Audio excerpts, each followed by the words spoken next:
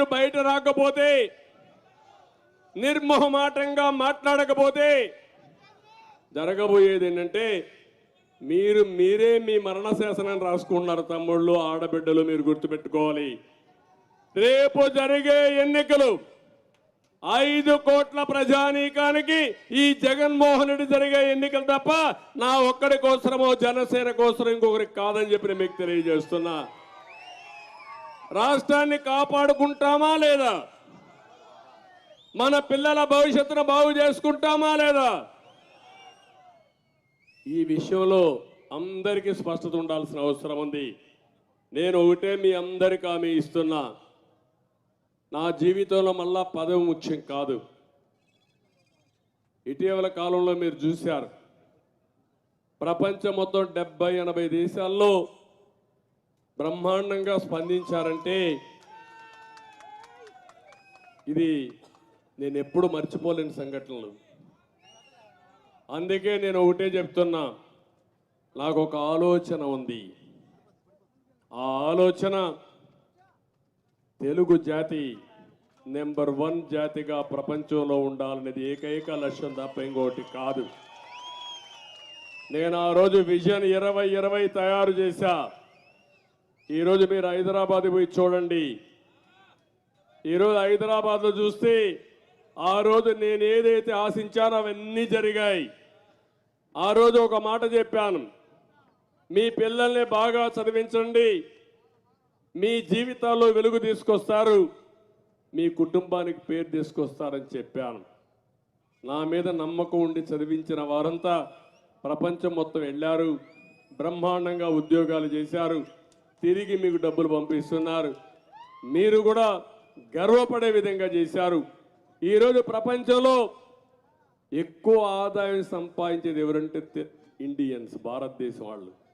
అందులో వాళ్ళకంటే ముందుండేది తెలుగు జాతి, తెలుగు వారు. అది నాకు గర్వ కారణం. 25 ఏళ్లకు మనం ఫౌండేషన్ వేశాను. ఇప్పుడు నేను కోరుకునేది 5 కోట్ల మంది ఆంధ్రప్రదేశ్లో ఉన్నాం, 5 కోట్ల మంది తెలంగాణ, వేరే రాష్ట్రాల్లో, విదేశాల్లో ఉన్నారు. వాళ్ళు బాగానే సెటిల్ అవుతున్నారు. తెలంగాణలో కూడా ప్రభుత్వాలు మారాయి కానీ ఎక్కడ కూడా అభివృద్ధి నిరోధించలేదు. ఆ రోజు నేను చూపించిన దారి ఏదైతే ఫౌండేషన్ వేసామో దాన్ని కొనసాగించే పరిస్థితికి వచ్చారో దానికి గర్వపడుతున్నా. ఇక్కడేమైంది? అమరావతి మొత్తం పోయిందా లేదా? ఎన్ని లక్షల కోట్ల రూపాయల ఆస్తి విధ్వంసం అయిపోయిందో ఒక్కసారి మీరు ఆలోచించండి. ఇంకా 3 నెలలు ఇంటికి పోతాడు. ఇప్పుడు విశాఖపట్నానికి రాజధాని మార్చేస్తాడంట. నిన్న కూడా కోర్టులో చీవాట్లు పెట్టి ప్రభుత్వ ఆఫీసులు ఏది కూడా షిఫ్ట్ చేయడానికి వీలు లేదని వాతలు పెట్టే పరిస్థితి వస్తే సిగ్గులేని ప్రభుత్వం ఇంకా మాట్లాడుతుంది. ఈ ముఖ్యమంత్రి విశాఖపట్నంలో 500 కోట్ల రూపాయలు ఖర్చు పెట్టి రిషికొండ బోడిగుండు కొట్టేసి అక్కడ ప్యాలెస్ కట్టే పరిస్థితికి వచ్చాడు. ఏమన్నా నాకు అర్థం కాలేదు. ఒకటి కాదు, ఇలాంటివి సంఘటనలు ప్రతిరోజు జరుగుతున్నాయి. అందుకే నేను మిమ్మల్ని అందరినీ కోరేది, మనందరం కలుద్దాం. ఈరోజు రాజకీయాలకు అతీతంగా కోరుతున్నా, తెలుగుదేశం పార్టీ ఒక నిర్దిష్టమైన సిద్ధాంతాలు ఉన్నాయి. ఈరోజు చాలామంది వెనుకబడిన వర్గాలు వచ్చారు. వారందరినీ మనస్ఫూర్తిగా సాదరంగా పార్టీలోకి స్వాగతం పలుకుతున్నా. ఎస్సీలు వస్తున్నారు, వారికి కూడా స్వాగతం పలుకుతున్నా. ఎస్సీలు కానీ, బీసీలు కానీ, మైనారిటీ కానీ అందరం కలవాల్సిన అవసరం ఉంది. ఎస్టీలు కానీ కలవాల్సిన అవసరం ఉంది. కలవడం కాదు, మళ్ళీ మనం అందరం కలిసి రేపు జరిగే ఎన్నికల్లో ఏకపక్షంగా ఎన్నికలు జరగాలి. నేను ఒకటే మిమ్మల్ని కోరేది, ఈరోజు ఇలాంటి వ్యక్తి రాజకీయాలకు పనికిరాని వ్యక్తి. నేను చాలామంది ముఖ్యమంత్రులు చూశాను.